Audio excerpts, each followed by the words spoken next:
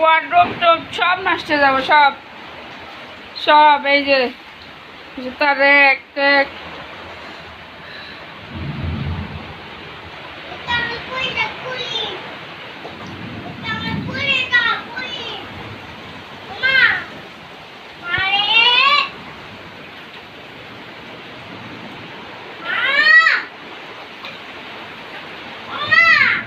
হ্যাঁ হ্যাঁ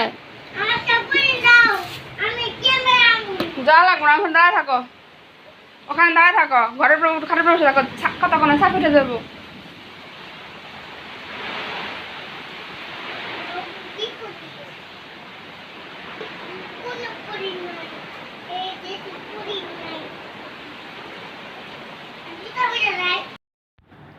কল্পনাও করতে পারি নাই যে আমাদের জন্য এইরকম একটা সকাল অপেক্ষা করবে। রাত্রে ঘুমাইছি, ভাবতেও পারি নাই যে সকালবেলা উঠে এইভাবে পানিতে সাঁতার কাটতে হবে বাচ্চা কাচ্চা নিয়ে। কখন বৃষ্টি হয়েছে জানি না, ঝড় হয়েছে অনেক। হালকা আওয়াজ পেয়ে দেখি উঠে এই অবস্থা। প্রত্যেকটা রুম ঘরের, এই যে রান্নাঘর, শোয়ার ঘর, এটা হচ্ছে রান্নাঘর, তারপরে আমাদের যে কারখানা সেইটা। আসলে একটা কথা আছে না যে বৃষ্টি সবার জন্য সুখময় নয়, তো আমাদের ক্ষেত্রে সুখময় না। কি বলবো, যারা দালানে বড় বড় বিল্ডিংয়ে থাকেন তাদের জন্য হয়তো সুখের, আরামে ঘুমাচ্ছে। আর সেই সময় আমরা আরও কিছু মানুষ, আমরা একা না, আরও এরকম হয়তো অনেক অসহায় মানুষ আছে যারা হচ্ছে পানি সেচে, তা আবার কি ময়লা আবর্জনা, পচা নর্দমার পানি। পুরা এলাকার মানুষের সবার পানি, ময়লা আবর্জনার পানি এসে ঘরে বাসা বেঁধেছে। কোথাও যে পাড়া দিব ওই জায়গাটাও নাই। খাটের উপরে সব উঠানো হয়েছে, ঘরের যা যা ছিল। দেখেন, আপনার ভিডিওতে দেখতে পাচ্ছেন আমার ছেলেটার পাশে দাঁড়ায় আছে। আমার ছেলে মেয়ের খেলনা পাতি সব কিছু এইভাবে ভিজে যাইতেছে। কোনটা থেকে কোনটা উঠাবো? এক রুম পরিষ্কার করব না আরেক রুমের থেকে যাই উঠাবো? একদম ভেবা চাকা খেয়ে গেছি সকালবেলা। তো দর্শক দেখতে পাচ্ছেন ঘর বাড়ির কী অবস্থা। এটা হচ্ছে আজকে সকালবেলার, আজকে সকাল 7টা না কয়টার দিকে বৃষ্টি হচ্ছে জানি না, 7টার দিকে উঠে দেখি এই অবস্থা, একদম যা তা অবস্থা। 3টা রুমেরই খারাপ অবস্থা। দেখেন কিভাবে পানি আসতেছে, দেখেন স্পিড। এটা হচ্ছে আমাদের বাথরুমটা একটু ভালো ছিল, আর সব রুম, এটা হচ্ছে আমাদের কারখানা, মেশিনের ঘর, সমস্ত কিছু ডুবে গেছিল। কাপড়, মেশিন, ভালো ভালো কাপড়গুলো, তারপরে সেলাই করি, কি বলবো, বস্তা বস্তা সব জিনিসগুলো কত কষ্ট যে হয়েছে উঠাইতে। তো বৃষ্টি এটা হচ্ছে আল্লাহর দান, আল্লাহর ইচ্ছা। তারপরও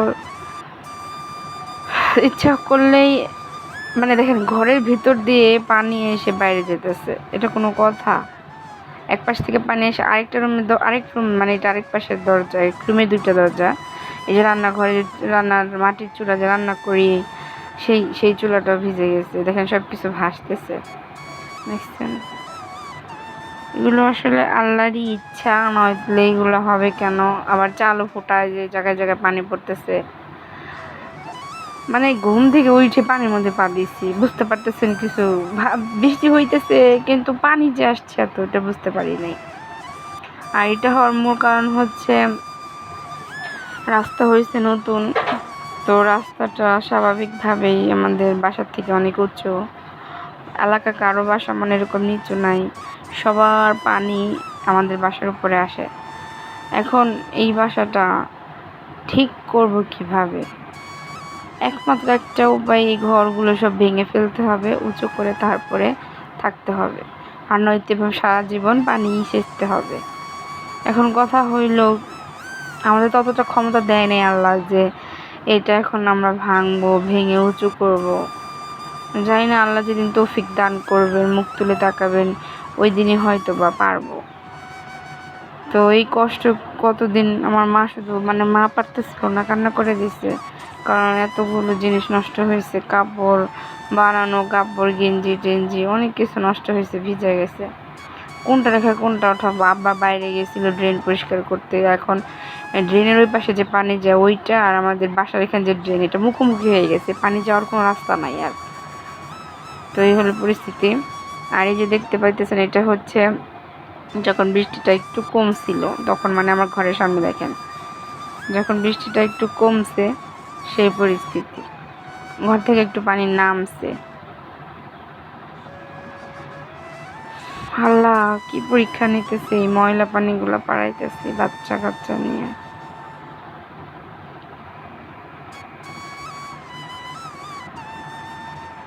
ওই যে মেহেন্দি গাছটা পড়ে গেছে, আমার মুরগির ঘর খুবই খারাপ অবস্থা, একদম নাজেহাল। ছেলে শুধু বারবার পানিতে নামতে চাইতেছে, কিন্তু এগুলো যে ময়লা পানি, এগুলো পাড়াইলে তো হাতে পায়ে ঘা হয়ে যাব।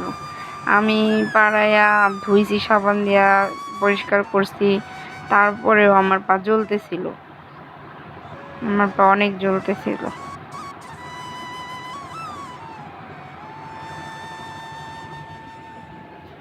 তো কে কোথা থেকে আমার ভিডিওটি দেখতেছেন সবাই একটু দোয়া করেন।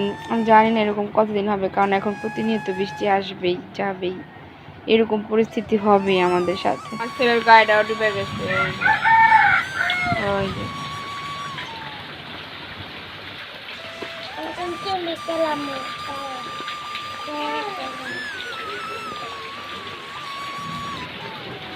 আমার কাছে একটা বুদ্ধি আছে। কি বুদ্ধি?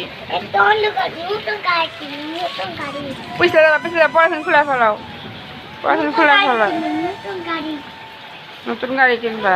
আর এই যে পানি যে ঢুকলো আমাকে ঘরে, এখন কি হইব? আমরা কই থাকুম? এখন তো সবসময় খালি বৃষ্টির পানি ঢুকবোই ঘরে, এখন কই থাকুম আমরা? খাটে। তারপরে এদিকে যে পানি ফুল হয়ে যায়, হাঁটতে পারব না আমরা নিচে, আমাদের হাঁটতে পারব না, তখন দেহে সেরে কি হইব?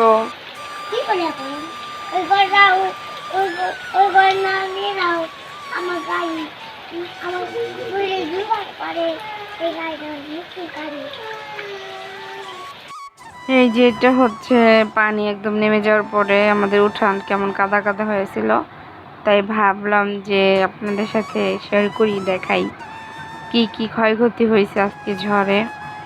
এই যে আমার মুরগির ঘরটা দেখেন, এই যে একটা মুরগি ডিম পাড়ার জন্য বসতেছে আর উঠতেছে, একদম ভিজে গেছে সব, তুষ টুস, ও ভালো শান্তিতে মানে বসতে পারতেছে না।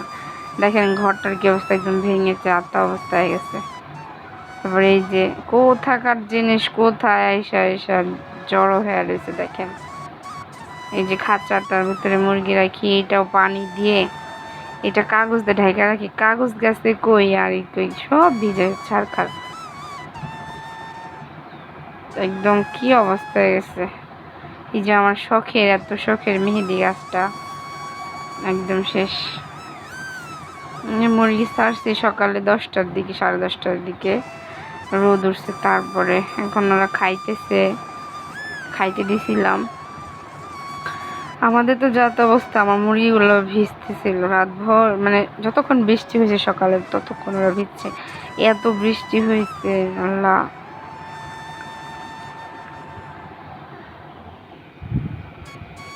যার যার সাথে এরকম পরিস্থিতি হয় তারাই জানেন। এই যে দেখেন আমার নামের অক্ষর, নামটা এটাও খুলে পড়ে গেছে, আমার এত শখের এটা, ওই যে ওই এখানে লাগানো থাকে, এটা ছিল, ওইটা খুলে নিচে পড়ে গেছে, এত পরিমাণ বৃষ্টি হয়েছে ভাবা যায়, নিচে পড়ে আছে।